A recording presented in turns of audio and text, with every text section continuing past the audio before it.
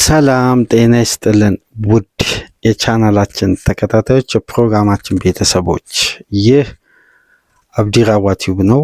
ፕሮግራማችንን ላይክ በማድረግ እንድትጀምሩ፣ ላይክ ስታደርጉ የዚህም ፕሮግራም ተደራሽነት ከፍ ታደርጋላችሁ። ላይክ እያደረጋችሁ እንድታደምጡን፣ አዲስ ከሆናችሁ ደግሞ ሰብስክራይብ በማድረግ ለዚህ ቻናል ቤተሰብ እንድትሆኑ ሰብስክራይብ እያደረጋችሁ ለቻናላችን ቤተሰብ እየሆናችሁ እንድትቀላቀሉ እግር ኳሳዊ ፕሮግራሞችን ወደ እናንተ በምናደርስበት ሰዓት ሁሉም ፕሮግራም እንዲደርሳችሁ የደወል ምልክቷን እንድትጫኑ በአክብሮት እየጋበዝን፣ እንዲሁም ይህንን ፕሮግራም ከሀገር ውጭ የምታደምጡ የቻናላችን ተከታታዮች የሁል ጊዜ ድጋፋችሁን በሱፐር ስቲከር፣ ሱፐር ቻት፣ ሱፐር ታንክስ ድጋፍ እንድታደርጉ በአክብሮት እየጋበዝን በዚህኛው ሁለተኛው ክፍል ፕሮግራማችን እንግዲህ ትኩረት የምናደርገው በፍሎሪያን ቪርትዝ ዙሪያ ይሆናል። በሰሞነኛ ብቃት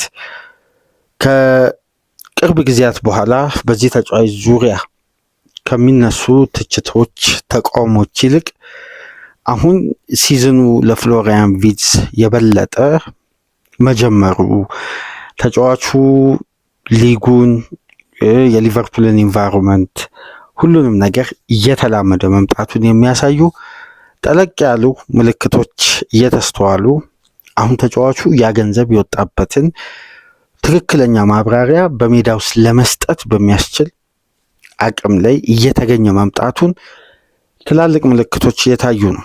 በተለይ በቅርብ ሳምንት በውጤት የመሻሻል ጉዳይ ሊቨርፑል ጨዋታዎችን ለማሸነፍ የሚጓዝበት ርቀት ላይ አሁንም ድረስ የወጥነት ችግር ቢኖርም ግን እንደ ቡድን የሚታዩ ክፍተቶች 100% ባይቀረፉም ከታዩ የተወሰኑ መሻሻሎች መካከል የበለጠ በተጫዋች ደረጃ ትልቁን ትኩረት ያገኘውና ገና የቪርትዝ ፈቀቅ ማለት ከፍ ማለት በቅርብ ጊዜያት ውስጥ ግን ወደ የሚጠበቀው የበለጠ ደግሞ ወደ ተጫዋቹ ኳሊቲና ወደ ፕራይም ታይሙ የሚያሸጋግረውን ወቅት ላይ በበለጠ እየተቃረበ መምጣቱን ተጫዋቹ ላይ የሚታዩ የሚስተዋሉ ተመሳሳይ የብቃት እድገትና በቡድን ውስጥ የራሱን ተጽዕኖ ለማሳረፍ ኢፌክቲቭ ለመሆን አሁን ጊዜው ለቪርትዝ የበለጠ አመቺ እንደሆነና ተጫዋቹ ሊጉንም በክለቡ ላይ ያለውንም ጫና በውጤትም ደረጃ ክለቡ ወጥ የሆነ ድሎችን እንዲያስመዘግብ አሁን ላይ ቪርትዝ ወደ ሀዲዱ ገብቷል የሚሉ ዘጋቢዎች በዝተዋል። በተለይ ከወደ ጀርመን የሚወጡ ዘገባዎች ከተጫዋቹ የመጀመሪያ የዌምብሌ ጨዋታ አንስቶ ከማጂክ ቡት እስከ ፑር ቡት እያሉ እስከ ዘገቡበት ጋዜጣ ድረስ አሁን እንግዲህ ማጂክ ቡት የሚለው ጋዜጣ በድጋሚ ከወደ እንግሊዝም መታየት መጀመሩ ከወደ ጀርመንም ከተጫዋቹ የዝውውር መጠናቀቅ አንስቶ እስከ ባርንስሌ ጨዋታ ድረስ ያለውን ጠለቅ ያለ ትንተና በነ ፍሎሪያን ፕለተንበርግ የስካይ ስፖርቱ ዘጋቢ እየተሰጠ ነው የሚገኘው። ቢልድም በተጫዋቹ ዙሪያ የዝውውር መስኮቱ ባለፈው ሳመር ከተጠናቀቀ በኋላ ይሄ የጃንዋሪ የዝውውር መስኮት ላይ ነው የምንገኘው። የመጀመሪያ የሲዝኑ ግማሽ ጨዋታዎች ከዛም በላይ በሊግ ደረጃ መደረጋቸውን ተከትሎ የተጫዋቾችን የብቃት ግምገማ ትኩረት ሲያደርጉ እንግዲህ በጀርመን እግር ኳስ ታሪክ ትልቁን ገንዘብ ትልቁን ክፍያ የተከፈለበት ወጣቱ የ22 ዓመት ጀርመናዊ ፕሌይሜከር ፍሎሪያን ቪርትዝ ከጀርመን እስከ እንግሊዝ ትኩረት ነበርና ተጫዋቹ በአለፈው ሳምንት አንድ ኢንተርቪው ከዋናው ከፕሪሚየር ሊጉ ጋር ቆይታ ነበረው። ያንን ኢንተርቪው መሰረት በማድረግ በርካታ ዘገባዎች እንግዲህ ከትናንት ምሽት ጀምሮ ዘ ታይምስም በፖል ጆይስ በኩል የተለያዩ ዘገባዎች እየወጡ ነው የሚገኙት። በተለይ ፍሎሪያን ቪርትዝ ከበርንስሌ ጨዋታ በፊት ከአርሴናል ጨዋታ በኋላ በነበረው አንድ ኢንተርቪው በሊቨርፑል ስለጠበቀው ጉዳይ፣ በሊቨርፑል ህይወቱ አጀማመሩ ምን እንደሚመስል፣ መሀል ላይ ባሉ ጉዳዮች፣ የቡድኑ ውጣ ውረድ በርካታ ረዘም ያለ ኢንተርቪው ነው። እንግዲህ ኢንተርቪው እስካሁን ድረስ በቪዲዮ ደረጃ አልተለቀቀም። ነገር ግን በጽሁፍ የወጡ በርካታ ጉዳዮች አሉ። ይህንን ደግሞ አገኘን ባሉት መረጃ መሰረት ሰፋ ያለ ዝርዝር ጉዳይ ስለ ተጫዋቹ ብቃትና አሁን ዊትዘ ራሱን የበለጠ ነጥሮ የሚያወጣበት ጊዜ በተከታታይ ሳምንት ምልክቶቹ እየጎሉ አሁን በተጠበቀው ደረጃ ለምን ሊቨርፑል 116 ሚሊዮን ፓውንድ እንደከፈለ ቢዘገይም እንደማይቀር ይታወቃል። አሁን ግን ጊዜው እንደሆነ በመግለጽ ላይ ነው የሚገኙት። ይህን ከምን መነሻ ነው የሚያስቀምጡት? ኤቪደንስ አለ። በተጨማሪም ደግሞ ተጫዋቹ ከጊዜ ወደ ጊዜ ስሎት እየተጠቀሙት ባለው ታክቲካዊ የጨዋታ መንገድ የበለጠ ነፃነቱ ፋይናል ሰርድ ላይ በዛ ብሎ መታየቱ ተጫዋቹ ከቀድሞ ከሚያደርገው እንቅስቃሴ ከቀድሞ ከሚያደርገው የሜዳ ውስጥ ተሳትፎ አሁን በበለጠ ነፃነት ያለውን የጨዋታ መንገድ አሰልጣኙ መከተላቸው ለዊትዘ አመቺ የራሱን ብቃት አውጥቶ እንዲያሳይና ከዚህ በፊት የተቸገረበትን በሊጉ ፍጥነትና ጉልበት ልክ የራሱን አቅም አዳፕት አድርጎ በተጠበቀው ደረጃ ሻይን ለማድረግ የተቸገረበትን ነጥብ በአሰልጣኙም ታክቲካል አፕሮች አሁን ደግሞ ተጫዋቹ ላይ በተሰራና በተደከመበት ልክ ተጫዋቹ እንግዲህ ክለቡን ለመካስና በቀሪ ሲዝን የተሻለ ብቃቱን አሳይቶ የወጣበትን ገንዘብ ለምን ሊቨርፑል ይሄን ክፍያ እንደከፈለ ለማረጋገጥ አመቺ ጊዜ ላይ ነው የሚገኘው በሚል ነው እንግዲህ ዘገባዎች እየወጡ የሚገኙትና በተለይ ደግሞ ተጫዋቹ አሁን ላይ ባለፉት ጨዋታዎች ለምሳሌ ካለፉት 6 ጨዋታ በ5 ግብ ላይ ተሳትፎ ማድረጉን በሊቨርፑል ቤት ከመጣበት ጊዜ አንስቶ ባለፉት 7-8 ሳምንት ውስጥ የታዩ ትላልቅ ጥንካሬዎች የተጫዋቹ ልዩነት እየታየ ነገር ግን ከክለቡ ውጤት ጋር ተያይዞ ጉዳዮች ሁሉ ስለሚተነተኑ ተጫዋቹ መሻሻሉን የሚያሳዩ ምልክቶች ሁሉ ተሸፋፍኖ ሲያልፉ ነበር ይላል የጀርመኖቹ ዘገባ። እንግሊዞቹ ደግሞ ፍሎስኪ ታይም የሚሉት ይሄንን ቃል እየተጠቀሙ ነው የሚገኙትና ለምንድን ነው ፍሎስኪ ታይም ብለን እኛም ይሄን ቃል በቴምብሌናችን ላይ ተጠቅመናል እና አንድ ከሊቨርፑል ሊድስ ጨዋታ በኋላ የኤለን ሮዱ ጨዋታ በኋላ የመሐመድ ሳላ አስተያየት ታስታውሳላችሁ። በሊቨርፑል ቤት ከፍተኛ ጭቅጭቅ አስነስቶ የማይረግብ እሳት በክለቡ ሌጀንድ በስቲቨን ጄራርድ የቲኤንቲ አስተያየት እሳቶች ሁሉ ረግበው እርቅ ተፈጥሮ ሳላም አፍሪካ ዋንጫ ተሳትፎ አድርጎ ከትናንት በስቲያ ነበር በሳዲዮ ማኔ ሴኔጋል ሽንፈት አስተናግደው ወደ ሊቨርፑል ዛሬ ወይም ነገ ይመለሳል ተብሎ ይጠበቃል መሐመድ ሳላና ጉዳዮች ሁሉ ረግበዋል።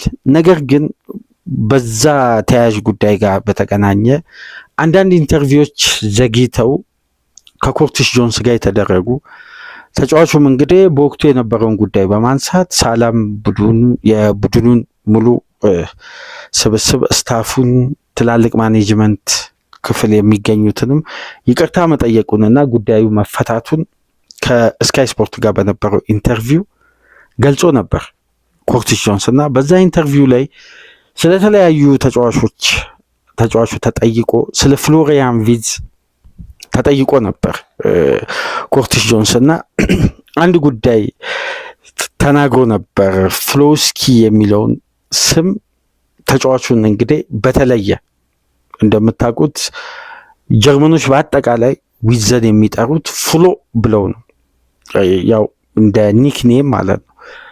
በተጨማሪም የሌሎች የቡድን አጋሮቹ የሚጠሩት የተለየ ስም አለና ኮርቲስ ጆንስ ፍሎስኪ የሚልበትን የተለየ ማብራሪያ ጭምር እዛ ላይ ሲሰጥ ነበር እና ተጫዋቹን አሁን የሊቨርፑል ደጋፊዎች የበለጠ ልክ የምታስታውሱ ከሆነ ፈርናንዶ ቶሬስ በሊቨርፑል ቤት ኤሊኖ የሚል ስም ነበረው በሊቨርፑል ደጋፊዎች ይወጣለት።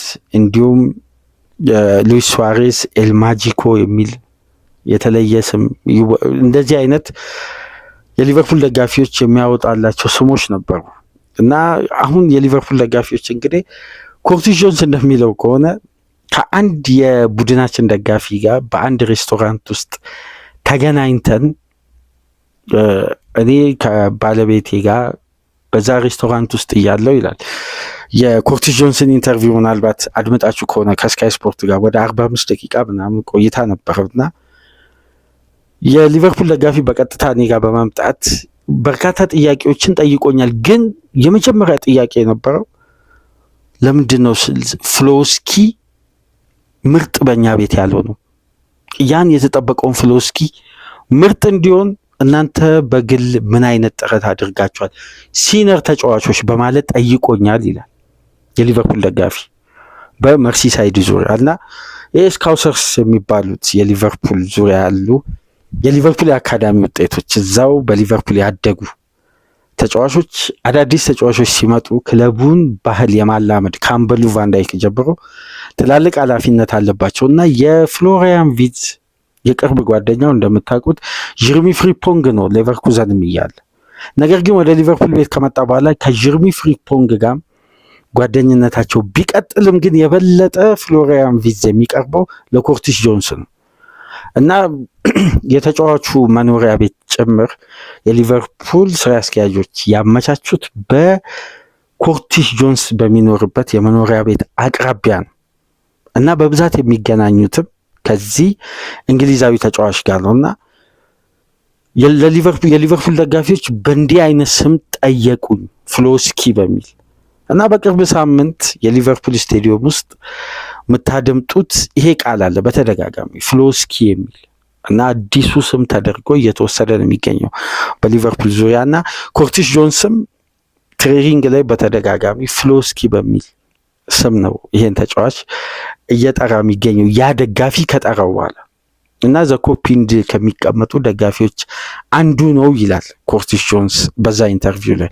እኛም እሱን ስም ነበር የተጠቀምነው እና በተጨማሪም ቫንዳይክ እና ጀርሚ ፍሪፖንግ ፍሎራይዳ በማለት ይጠሩታል። ሁሉም ስም ግን ተያያዥ ያደረጉት ከተጫዋቹ እግር ኳሳዊ ቴክኒክ ጋር መነሻ በማድረግ ነው።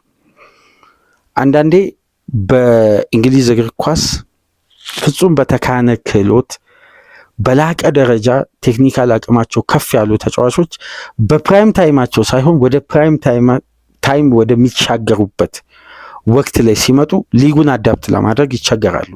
ወይም በጀመሩበት አስደናቂ ብቃት አይቀጥሉ ወይም አጀማመራቸው ዘግየት ብሎ ወደ ፐርፌክሽን ማምጣታቸው አይቀርም። ይሄ በተለያዩ ክላስ ባላቸው ተጫዋቾችና በተለይ ከአካል ብቃት ይልቅ ቴክኒክ ላይ የበለጠ ያዳበሩ ተጫዋቾች በዛ የብቃት ከፍታ ላይ ከፍተኛ ገንዘብ ወጥቶባቸው ሲመጡ ቶሎ ኢፌክቲቭ ለመሆን አንደኛ የቡድን ሪትም፣ የቡድን ውጤታማነት፣ ሁለተኛ ደግሞ ቡድኑ ካወጣበት ክፍያ አንጻር ደግሞ የሚያመጣው ውጤትና የሚመዘገበው ጉዳይ በበለጠ ጫናው ወደ እነዚህ ተጫዋቾች ይዞርና በተለይ የመጡበት ሊግ አእምሯዊ ጥንካሬ አዳፕት ለማድረግ የሚፈጅባቸው ጊዜ በርካታ ጉዳዮች ይነሳሉ።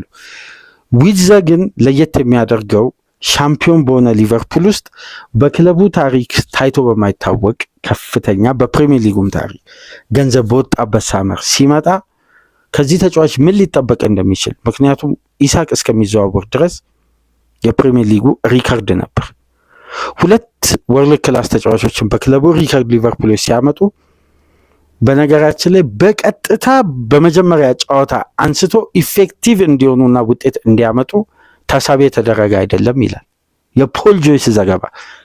ይሄ እንግዲህ ዘታይምስ ላይ የተመለከትኩት ዘገባ ነው። ነገር ግን የሊቨርፑል ኃላፊዎች የፍሎሪያን ቪትዝን የመጀመሪያ 14 የትሬኒንግ ሴሽንን ከተመለከቱ በኋላ ክለብ ውስጥ በፕሮጀክት ደረጃ ለረጅም ጊዜ ታቅደው መፈረማቸው ብቻ ሳይሆን ሊቨርፑል የተለየ አንድ የራሱ የሆነ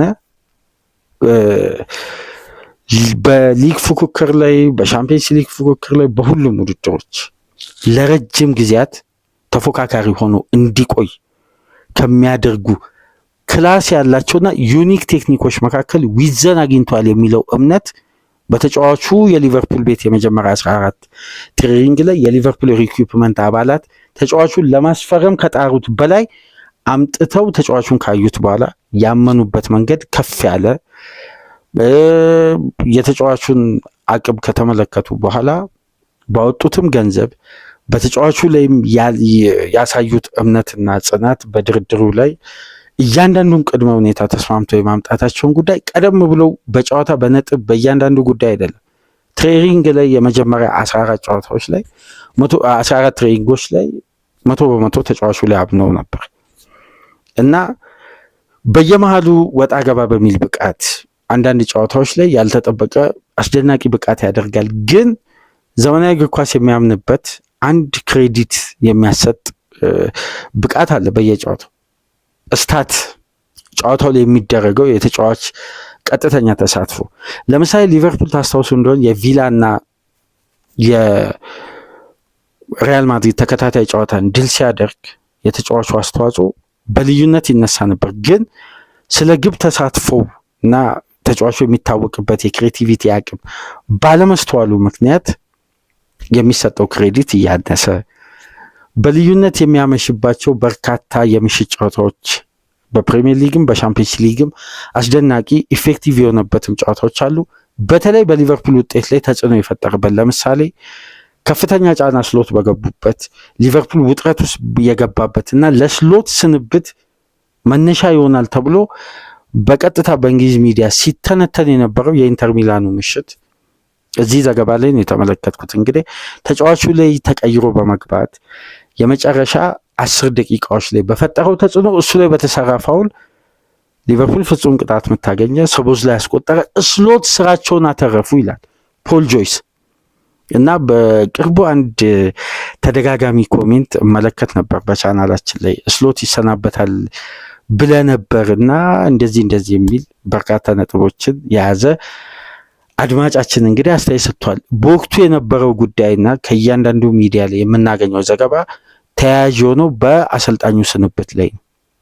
ስለዚህ አሁን ራሱ ሊቨርፑል በዚህ ሁኔታ ላይ ያለ እነ ፖል ጆይስ ማለት ለሊቨርፑል ቅርብ የሆነ ዘ ታይምስ ሪፖርተር ነው። ይሄ ዘጋቢ እንደሚለው ከሆነ ስሎት የስራቸውንም አደጋ በዚህ ተጫዋች የአንድ ጨዋታ ልዩነት አትርፈዋል ይላል። እና የተለያዩ ጉዳዮች እንግዲህ ከዊዝ ጋር ተያይዞ እየወጡ ነው የሚገኙት። ተጫዋቹ አሁን ላይ ዘመናዊ እግር ኳስም ሆነ ወቅታዊ የተጫዋች የብቃት መለኪያ የሚያስፈልጉ ክራይቴሪያዎች አሉ። እነዚህ ግብ ላይ ተሳትፎ ማድረግ፣ የመጨረሻ እድል መፍጠር ምናምን የተለያዩ ጉዳዮች። ነገር ግን የፕሪሚየር ሊጉ አንድ ስታቲክስ በተለይ አታኪንግ ሰርድን ያተኮረ ሶስተኛ የሜዳ ክፍል ያተኮረ ዘገባ በስፋት ይዞ ወጥቷል። የግማሽ ሲዝን ሚድ ሲዝን ሪፖርትን ይዞ ወጥቷል። ከነዚህ መካከል የማጥቃት እንቅስቃሴ ላይ የግብ ተሳትፎ አይሁን እንጂ እያንዳንዱን ጉዳይ ስንመለከት በርካታ ቁጥሮች ይሄ ተጫዋች ምናልባት በብቃቱም በሚያደርገውም እንቅስቃሴ ይሄ የግብ ተሳትፎና አስቆጣሪ ያለመሆኑ ጉዳዮች ላይ ክሬዲት አሳጥቶታል እንጂ ስለ ፋይናል ሰርድ እያንዳንዱን ጉዳይ ስንመለከት ዊዘ በሊቨርፑል ቤት ሊቨርፑል ምናልባት ይሄ 5 ተከታታይ ጨዋታ አሸንፎ በጀመረበት ሪትም ቢቀጥል ተጫዋቹ የዚህን ያክል ጊዜ ላይቆይ ይችላል ኢፌክቲቭ ለመሆን ወይም አሁን ወደ የሚጠበቅበት ሌቭል እየመጣ ነው የሚለውም ጉዳይ ዘግይቶ አይሰጥም ነበር አስተያየት። ምን መሰላችሁ ይሄን የምንልበት አሁን የፋይናል ሰርድ ቁጥሮች በአብዛኛው በተጫዋቾች ፕሮፋይል ላይ በተለይ በእንዲህ አይነት የክሬቲቭ አማካዮች ላይ የሚፈጥረው የራሱ የሆነ ተጽዕኖ አለ።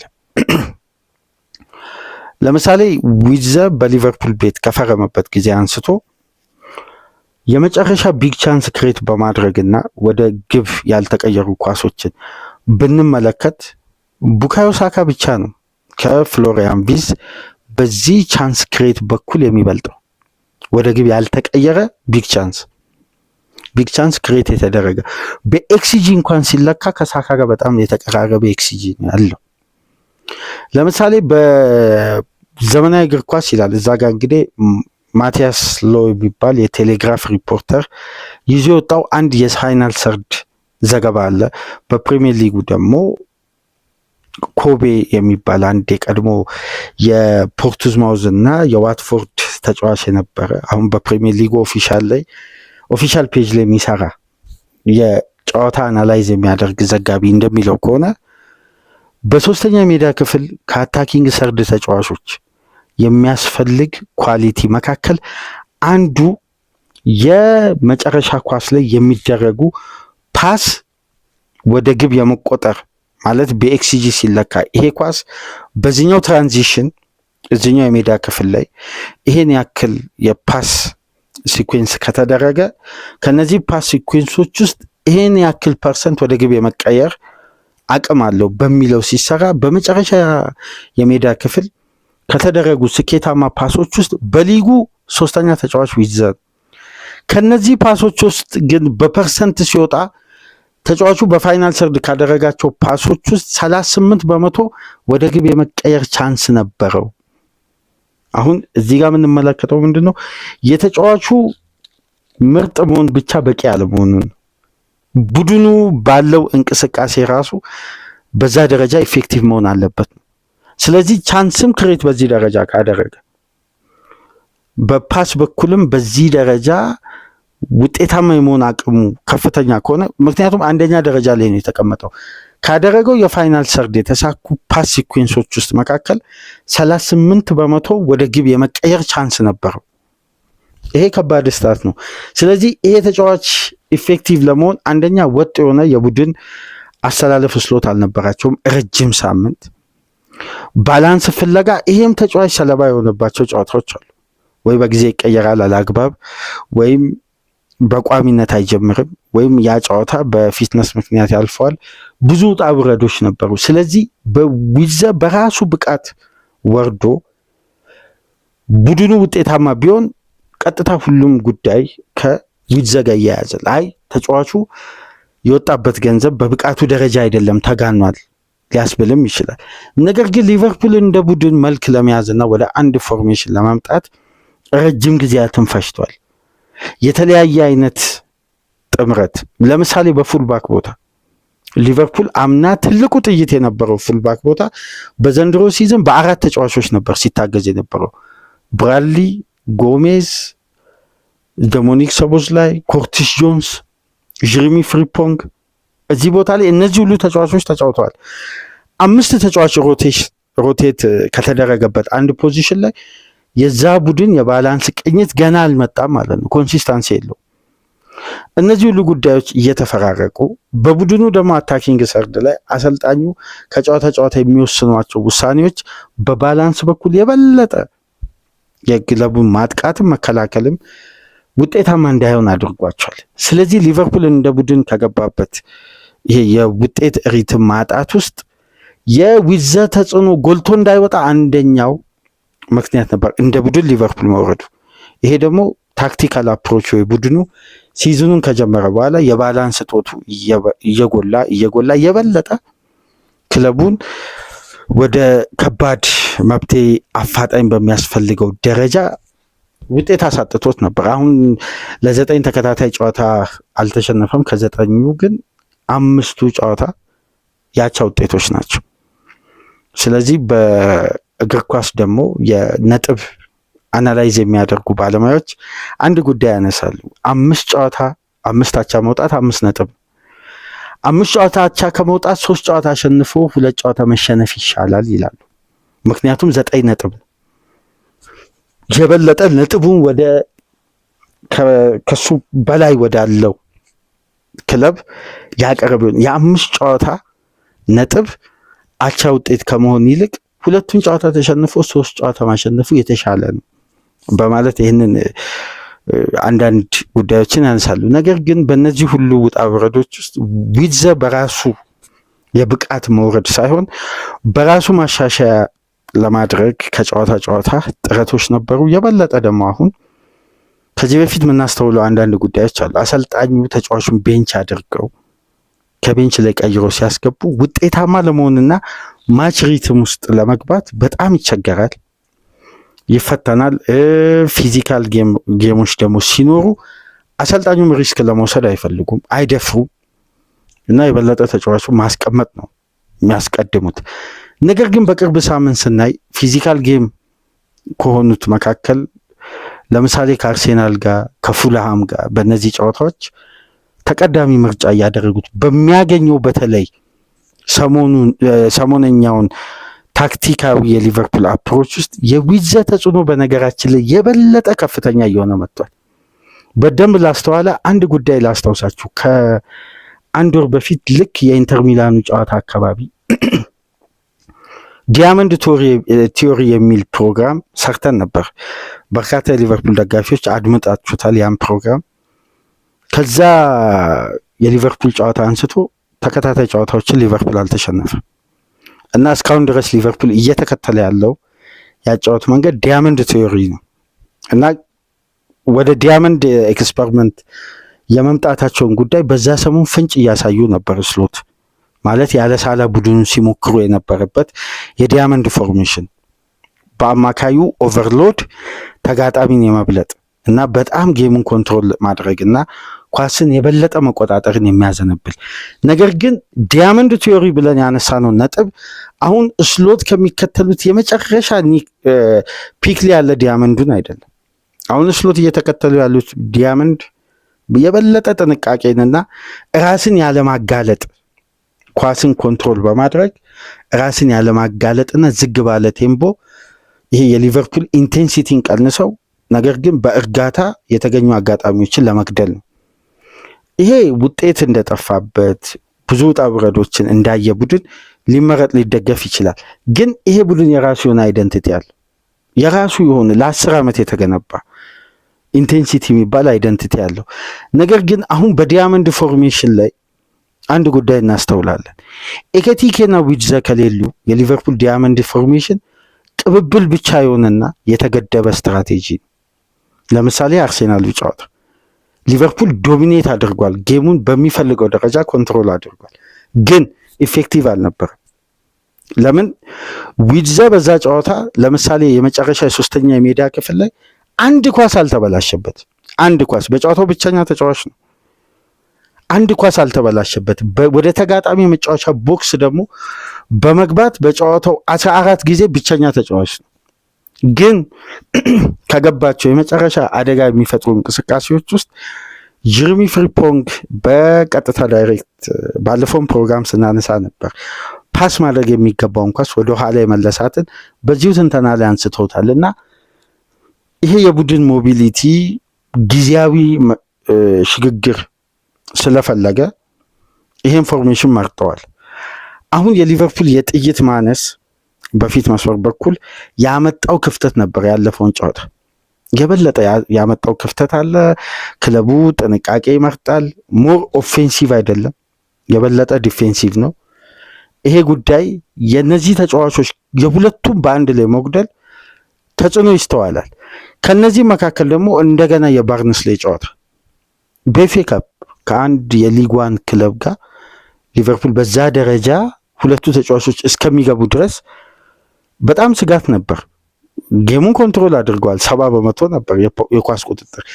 ግን የበለጠ ለግብ የቀረቡና አደጋ ለመፍጠር ከፍተኛ እድል የነበራቸው ባርንስሌ ናቸው እና 2-1 ውጤት በጭራሽ የሊቨርፑል ውጤት እርግጠኛ እንደማይሆን እዛ ጋር ጨዋታው እየተጋጋለ በመጣ ቁጥር እንረዳ ነበር። ሜዳ ውስጥ ያለው የደጋፊውም ቴንሽን፣ አንዳንድ ሪስኮችም ነበሩ።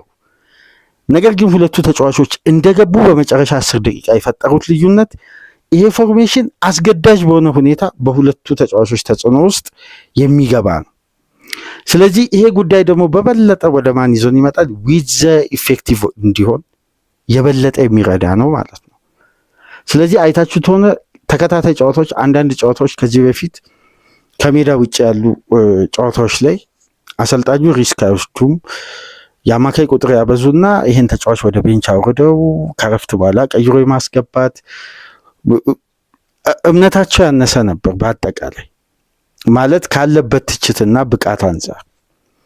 ነገር ግን አሁን ሲስተሙ በራሱ ይህን ተጫዋች እየፈለገ መጣ። አሁን ሲስተም ወደ ተጫዋች ሲሄድ፣ ተጫዋች ወደ ሲስተም ሲመጣ የቡድን ሪትም እኩል አይሆንም። ነገር ግን ተጫዋች በሲስተም ውስጥ ሲያድግ የሚመረጥ ነው። ነገር ግን ሲስተሙ ተጫዋቹን ከፈለገ ደግሞ የበለጠ ለተጫዋቹ ኢፌክቲቭ ለመሆን ያ ሲስተም አመቺ ነው ማለት ነው። አሁን እየተመለከትን ያለ ነው የዊትዘ ሰሞነኛ ብቃት መሻሻልና ወደ ታሰበበት ወደዛኛው ብቃት እንዲመጣ ከሚያስችሉ ጉዳዮች መካከል አንደኛው የዚህ አጫወት ሲስተም ነው፣ ዲያመንድ ፎርሜሽን። በተጨማሪም በተጋጣሚ የመጫወቻ ፋይናል ሰርድ በርካታ ስኬታማ ፓሶችን በማድረግ በሊጉ አንደኛ ለምሳሌ ዶሚኒክ ሶቦስላይ ነው 354 ፓሶችን በማድረግ። ሁለተኛ ላይ የሚገኘው ኤሊየት አንደርሰን ነው 350፣ ሶቦስላይ 354፣ ኤሊየት አንደርሰን 350። ሶስተኛ ደረጃ ላይ የተቀመጠው ፍሎሪያን ቪርትዝ ነው 337። ከዛም ብሩኖ ጊሜሬስ፣ ማቲያስ ኑኔዝ እያለ ይቀጥላል። እነዚህ ቁጥሮች እየተመዘገቡ የሚገኙት በቅርብ ሳምንት የሊቨርፑል የፎርሜሽንም ለውጥ ተጫዋቹም ብቃቱን ማሳደጉን ተከትሎ እንደውም ዘታይምስ ላይ የተመለከትኩት አንዱ ዘገባ የሊቨርፑል የብቃት አናላይዝ የሚያደርጉ ተንታኞች የመረጡት ሁለት ጉዳይ ነበር። አንደኛ ተጫዋቹ 2.5 ኪሎ እንዲጨምር፣ ኪሎን እንዲከፍ እንዲያደርግ፣ በበለጠ ከኳስ ጋር እንዲቆይ። አሁን ከዚህ በፊት የሆኑ ምቾት የሚነሱ የተጋጣሚ አግሬሲቭ መሆን ተጫዋቹን ይሄ ከኳስ ጋር ፈሪ እንዲሆን ወይም በፊት የነበረውን ያን የድሪብል ስኪል ተጫዋቾችን በቀላሉ እየቀነሰ የሚያልፍበትን ከግጭት ጋር በተያያዘ ኳስን ቶሎ ቶሎ ይለቅ ነበር። አሁን ግን በደንብ ካስተዋላችሁ ሜዳ ውስጥ ኳስን ይዘው ይቆያል፣ ተጫዋቹ ኮንትሮላል። ይሄ በራስ መተማመኑን ሲስተማቲካሊ የተወሰነው ውሳኔና ይሄ ግጭትን ለመቋቋም በአካል ብቃት ደረጃ የተሰራበት ጉዳይ ውጤታማ የሆነ መምጣቱ ነው። ዊትዘ በሚጠበቀው ደረጃ ለመሆን አሁን ወደ ሀዲዱ ገብቷል ነው የሚለው። እንዲሁም በፕሪሚየር ሊጉ ክፍት ከሆነ እንቅስቃሴ ቻንሶችን በመፍጠር ይሄን አሁን ትልቁ ስታት ክፍት ከሆነ እንቅስቃሴ ቻንሶችን በመፍጠር በሊጉ አንደኛ ቡካዮ ሳካ ነው በ30 ከሱ ይቅርታ በሊጉ አንደኛ ፍሎሪያን ቪርትዝ ነው 30 ኳስ ክሬት በማድረግ። በሊጉ ሁለተኛ ቡካዮ ሳካ ነው 29፣ ኦዲጋርድ 23፣ ራያን ቸርኪ 20። እነዚህን ከዊትዘ በታች ያሉት 30 ክፍት ከሆነ እንቅስቃሴ ቻንስ ክሬት ካደረገ ቅድም ያነሳውላችሁ የመጨረሻ ፋይናል ሰርድ የተደረጉ ፓስ ሲኩዌንሶች ወደ ግብ የመቀየር ቻንሳቸው በፐርሰንት 38% ነው። በሊጉ ብቸኛ ተጫዋች አንደኛ ላይ የተቀመጠው እሱ ነው። ነገር ግን ሊቨርፑል ከዛው ስንቱን ተጠቅሟል ሲባል 1.4%። ስለዚህ ሊቨርፑል እንደ ቡድን ራሱ የዊትዘን ኳስ እያስቆጠረ አልነበረም ማለት ነው። ይሄ ተጫዋች ክፍት ከሆነ እንቅስቃሴ 30 ቻንሶችን ክሬት አድርጎ በሊጉ አንደኛ ሆኖ ከፋይናል ሰርድ ከሚገኙ ተጫዋቾች ውስጥ፣ ነገር ግን ከነዚህ ቻንሶች ውስጥ የተቆጠሩትና በሊቨርፑል ውጤት ላይ ተጽዕኖ የፈጠሩት በጣም ከዜሮ በታች ነው ቁጥሮቹ። ስለዚህ የኤኬቲኬ መሰለፍ ሊቨርፑልን በዚህ ሲስተም መጫወቱ አስገዳጅነቱ ጥያቄ ውስጥ የሚገባ አይደለም። ሊቨርፑል ወደ ተጫዋቾች ከፍተኛ ኢፌክቲቭ የመሆን ብቃት መምጣት አለበት። ምክንያቱም እነዚህ ተጫዋቾች ኢፌክቲቭ ሆኑ ማለት ሊቨርፑል በውጤት ደረጃ ገዳይ ተጫዋቾች፣ ምክንያቱም ወርልድ ክላስ ተጫዋች ይዘ አንድ ቡድን ውስጥ እንዲህ አይነት ሽግግር ማድረግ አይቻልም። ለምን? በክላሳቸው ደረጃ ነው የሚጠበቅባቸው።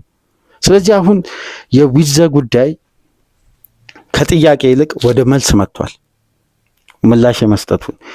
ስለዚህ የበለጠ ካሁን በኋላ ተጫዋቹ ኢፌክቲቭ የሚሆንበት ሳምንታት ከፊት ለፊቱ በከፍተኛ ሁኔታ እየመጡ ነው ይላል። ባለፉት 8 ጨዋታዎች ተጫዋቹ 66% የሊቨርፑልን ኤክስጂ ክሬት ያደረገ ኤክስጂ ጎል፣ 57% ኤክስጂ አሲስቶችን ክሬት በማድረግ በሊቨርፑል ቤት የተሻለ ያለፉትን ጊዜያት ያለፉትን 8 ጨዋታዎችን እያሳለፈ መሆኑ ነው በአጠቃላይ ዘገባዎች ይዘው እየወጡ የሚገኙት። ታዲያ የፍሎሪያን ቪርትዝ ሰሞነኛው በጋዜጦች ትኩረት የግማሽ ሲዝን መጠናቀቁን ተከትሎ ሁሉም አይኑን በዚህ ጀርመናዊ ዙሪያ አድርገዋል እና አሁን አብዛኛው የሚጻፈው ጉዳይና የተለያዩ ጋዜጦችን ስመለከት ያገኙት መረጃ የበለጠ ፖዚቲቭ ነው የሚጻፈው እዛ ላይ።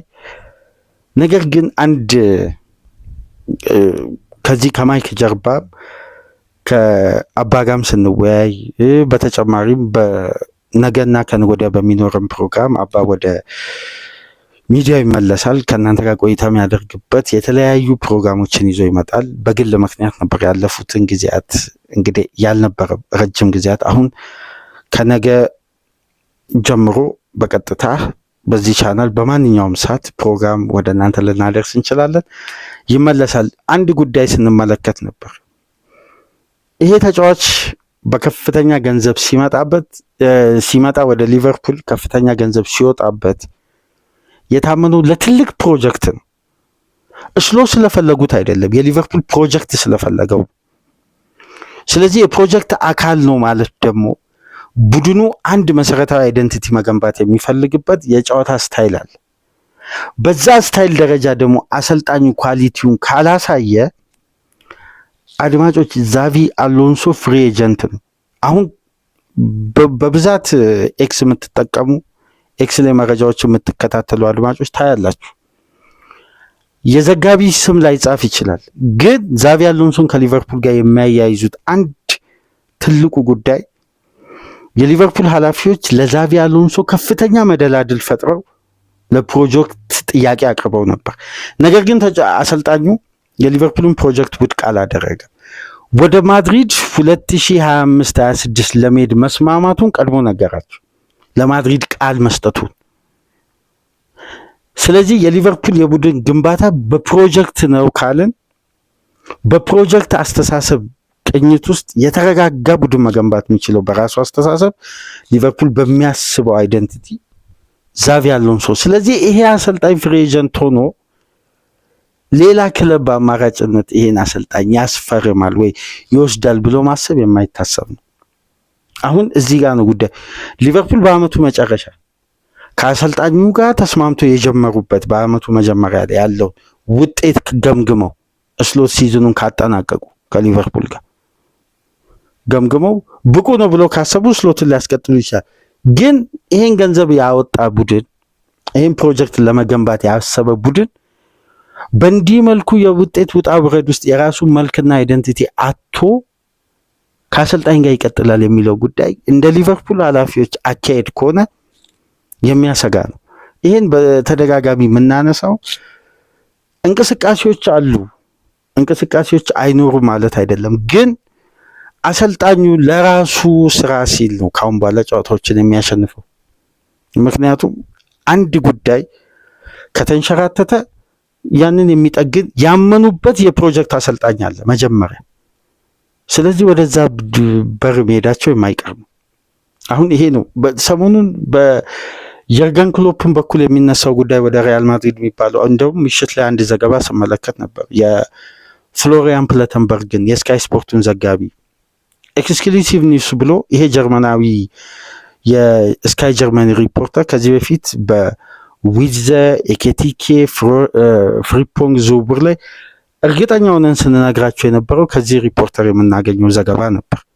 ይሄ ሪፖርተር እንደሚለው ከሆነ ማድሪድ ያለምንም ጥርጥር የዓለማችን ከፍተኛ ተከፋይ አድርጎ የርገን ክሎፕን አሴ ኮች አይደለም አሴ ማናጀር ለመቅጠር ነው የሚያስበው፣ ሁሉንም ስልጣን ሰጥቶ። አሁን እና አሎንሶ አንጀሎቲ ኮች ናቸው፣ የውሳኔ አቅማቸውም ምናምን ጥዋ በዛ ደረጃ ፓወር የላቸው። ግን ለየርገን ክሎፕ ክፍያ ብቻ አይደለም ነው የስልጣኑንም ጉዳይ የበለጠ አሳድገው ነው መስጠት የሚፈልጉት በማለት የራሴ ባለው መረጃ መሰረት ዘግቧል። እንደውም ክሎፕ ሰሞኑን ከአንድ ኦስትሪያ ቲቪ ጋር ቆይታ አድርገው ምንም አሁን ባለውበት ሁኔታ ምንም ነገር የለም ብለው መግለጫ ቢሰጡም ፍሎሬንቲኖ ፔሬዝ ግን ቅድመ ዝግጅታቸውን ሁሉም የስፔን ሚዲያ የሚለው በተመሳሳይ ግን ዛቪ አሎንሶ በስፔን ከቤተሰቦቹ ጋር ይቆይ እንጂ ማረፊያው እንግሊዝ ነው ይላሉ አብዛኛው። ዴቪድ ኦርኒስተንም ይህን ጉዳይ አንስቷል። እንግሊዝ ከመጣ የሊቨርፑል ተጫዋች ሆኖ በሊቨርፑል አይደንቲቲ ውስጥ አድጎ ማንቸስተር ዩናይትድን ሊይዝ አይችልም፣ ወይም ማንቸስተር ከተማ ውስጥ ይኖራል ተብሎ አይጠበቅ። ምናልባት ፔፕ ጋርዲዮላ ከለቀቀ ማንቸስተር ሲቲ ምናልባት ነው። ግን እንደውም አትሌቲክስ ላይ እስቲ ገብታችሁ ተመልከቱ። ምናልባት አሎንሶ ወደ እንግሊዝ ከተመለሰ ይላል በፕሮባቢሊቲ ደረጃ የትኛው ክለብ ሊመለስ ይችላል ወደ እንግሊዝ እግር ኳስ የትኛውን ክለብ ሊይዝ ይችላል ተብሎ እንደዚህ ፖል አስቀምጠው 69.4% ነው ወደ 70% ገደማ ሊቨርፑል የሚለው ፖል ነው የሚበልጠው። ከዛን ሲቲ አለ። ከዛም በኋላ እንደውም ቶትናም ነው የተቀመጠው። መጨረሻ ላይ ነው ማንቸስተር ያለው እና ባየር ሙኒክ በኮምፓኒ ፕሮጀክት ያምናል። ሁሉም ቡድኖች ላይ የሚነሳ ምክንያት አለ። ሊቨርፑል ቤት ግን ስሎት የሚጠበቅባቸው የስራ ደረጃ አለ። ሊቨርፑል ማስቀመጥ ያለባቸው በአስተሳሰብም በምንም በተለያየ መንገድ እዛ ጋር ማድረስ ያለባቸው ኳሊቲ አለ። በዛ ደረጃ አድርሷል ወይ ብለው ከተመገመገሙ ግን ዛቪ አሎንሶን ጥርጊያ ሊያበጁ ይችላሉ ራሳቸውን ሪዛይንም በማድረግ። ስለዚህ ይህን ጉዳይ ትኩረት አድርጋችሁ ተከታተሉ ለማለት ነው። ዊዘን አሎንሶ ደግሞ በዊዘ እድገት ውስጥ የአሎንሶ ተጽዕኖ ምናልባት 100% ማለት ይቻላል ትልቁን ድርሻ ይወስዳል። ይሄ ተጫዋች ክላስ ያለው ተጫዋች እንዲሆን በማብቃት እና ፕሮጀክትን ታሳቢ ተደርጎ እንጂ አሰልጣኝ መሰረት ተደርጎ የተዘዋወረ ማንኛውም ተጫዋች በሊቨርፑል ቤት የለም። በተለይ በእነዚህ ስራ አስኪያጆች ውስጥ ለአርነ ስሎት ተብሎ የተዘዋወረ ተጫዋች የለም። ለሊቨርፑል ተብሎ ነው ሁሉም የተዘዋወሩት። ይሄ ጉዳይ ነው ምናልባት ዛቪ አሎንሶን በቀጣይ የውድድር ዓመት አንፊልድ ታች ላይ እናያለን። አብዛኛው የሊቨርፑልም በኤክስ ገጽም የሚጽፉት ምክንያቱም ቡድንን እነሱ መገንባት ማኔጅ ኮች በሚያደርግ አሰልጣኝ ውስጥ ነው የፈለጉት እንጂ ማኔጅ በሚያደርግ አሰልጣኝ ውስጥ አይደለም። ስለዚህ ስሎት እንደሚያምኑ ይታወቃል።